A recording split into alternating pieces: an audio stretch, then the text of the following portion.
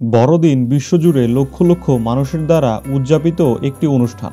খ্রিস্টানদের জন্য গভীর ধর্মীয় তাৎপর্যও বহন করে। এটি খ্রিস্ট ধর্মের কেন্দ্রীয় ব্যক্তিত্ব যীশু খ্রিস্টের জন্মকে স্মরণ করে।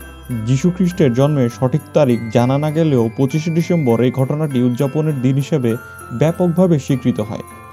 ক্রিসমাসের ধর্মীয় ইতিহাস সমৃদ্ধ। বাইবেলের আখ্যান, ধর্মতাত্ত্বিক ব্যাখ্যা এবং শতাব্দীর পর শতাব্দী ধরে গড়ে ওঠা ঐতিহ্যের বিকাশে সমৃদ্ধ। জ্ঞান চর্চার আজকের ভিডিওতে আমরা জানব বড়দিনের ইতিহাস সম্পর্কে। আপনি যদি আমাদের চ্যানেলে নতুন হয়ে থাকেন তবে আমাদের চ্যানেলটি লাইক, শেয়ার এবং সাবস্ক্রাইব করতে ভুলবেন না।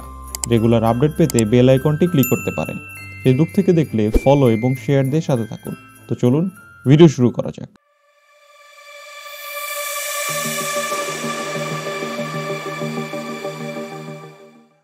মূলত গ্রিক আর ল্যাটিন শব্দের সমন্বয়ে তৈরি এই ক্রিসমাস শব্দটি। ক্রিস্টিস শব্দটি গ্রিক ক্রিস্টস এবং ল্যাটিন মিসা থেকে এসেছে। আবার প্রাচীন গ্রিসের ক্রিস্টস বানানের প্রথম অক্ষরটি ল্যাটিন অক্ষর এক্সের সমরূপ, আর তাই 16 শতাব্দীর মধ্যভাগ থেকে এক্স অক্ষরটি খ্রিস্টের নামের শব্দ সংক্ষেপ হিসেবে ব্যবহার শুরু করা হয়। 16 শতকের মাঝামাঝি ক্রিসমাসের সমান্তরালে এক্সমাস শব্দটিও চালু হয়ে যায়। তবে বাংলা ভাষায় শব্দটি বড়দিন অর্থেই ব্যবহৃত হয়, কারণ ইতিহাসবিদ ও ধর্মতাত্ত্বিকরা মনে করেন পৃথিবী সৃষ্টি হয়েছে বসন্তের কোনো এক সময় যখন দিন ও রাত ছিল সমানে সমান। এরকম দিনের ঠিক 4-5 দিন পর 25শে মার্চ আলোর সৃষ্টি হয়। বাইবেলের ভাষ্যমতে যিশু হচ্ছেন জগতের আলো, তাই যিশুর জন্ম এক নতুন দিনের সূচনা করে। অনেকে মনে করে যিশু 25শে মার্চ মাতা ম্যারির গর্ভে আসেন, অতঃপর ডিসেম্বরের 25 তারিখ 9 মাস পূর্ণ হলে তিনি পৃথিবীতে আসেন, আর সেই হিসাবে 25শে ডিসেম্বর হলো যিশুর জন্মদিন। ঐতিহাসিকভাবে যিশুর জন্মদিন নিয়ে বিতর্ক থাকলেও তার কর্মজীবন ও আদর্শ নিয়ে কোনো বিতর্ক নেই। তবে খ্রিস্টধর্ম প্রসারের অনেক পরে বড়দিনের সূচনা হয়। 336 খ্রিস্টাব্দের 25শে ডিসেম্বর রোমান সম্রাট কনস্টান্টিনোপলের আদেশে বিশ্বের প্রথম বড়দিন উদযাপিত হয়। তার আগে খ্রিস্টানদের জন্য ছিল একটাই ধর্মীয় উৎসব, ইস্টার সানডে। কনস্টাইনের মা প্যাগান ধর্মাবলম্বী হওয়ায় সেই অনুষ্ঠানের আনুষ্ঠানিকতায় কিছু প্যাগান সংস্কৃতিও ঢুকে পড়ে। সেই সময় উত্তর ইউরোপের জনগোষ্ঠীর মধ্যে এই বিশ্বাস ছিল যে ফার গাছের পাতা অশুভ এবং ডাইনির শক্তিকে প্রতিহত করতে পারে। যিশুও চিরসবুজ ফার গাছের মতো বা আইভিলতার মতো। তাছাড়া কথিত আছে যিশুর জন্মের সময় যারা তার মাকে অভিনন্দন জানাতে এসেছিল তারা তাদের বাড়ির সবুজ ফার গাছের উজ্জ্বল আলো দিয়ে সজ্জিত করেছিল।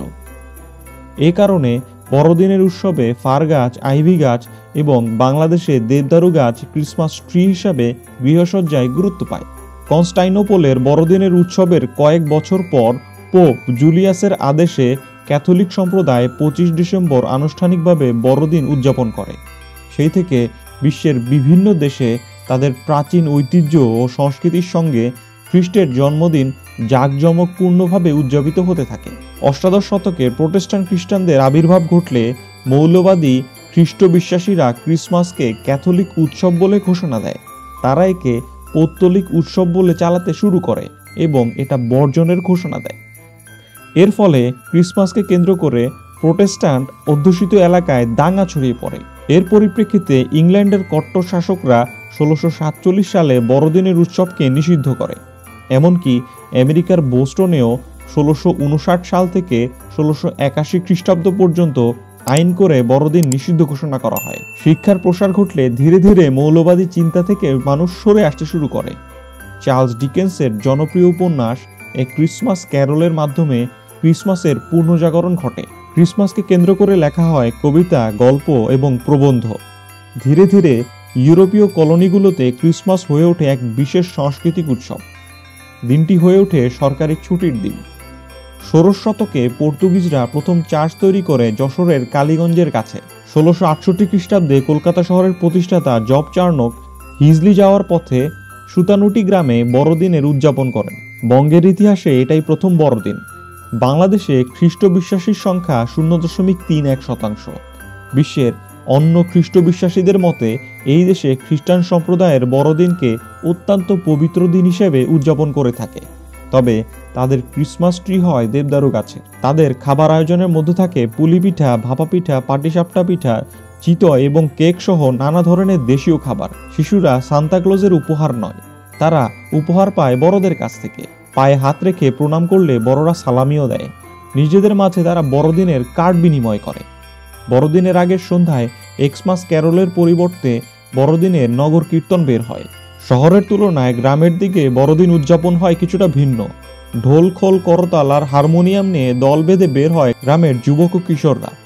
গান গাওয়ার পর গৃহকর্তা টাকা ও চাল উপহার দেয়। কীর্তনের শেষ হয় গ্রামের গির্জায়। রাত 12টায় গির্জা শুরু হয়। পরের দিন উপহার পাওয়ার টাকা ও চাল দিয়ে ভোজেরও আয়োজন করা হয়। বড়দিনের অনুষ্ঠান ইউরোপ ও আমেরিকায় চলে 12 দিন ধরে, বাংলাদেশে চলে 1 জানুয়ারি পর্যন্ত। এসব অনুষ্ঠানে ভারতীয় সংস্কৃতির সংমিশ্রণও লক্ষ্য করা যায়।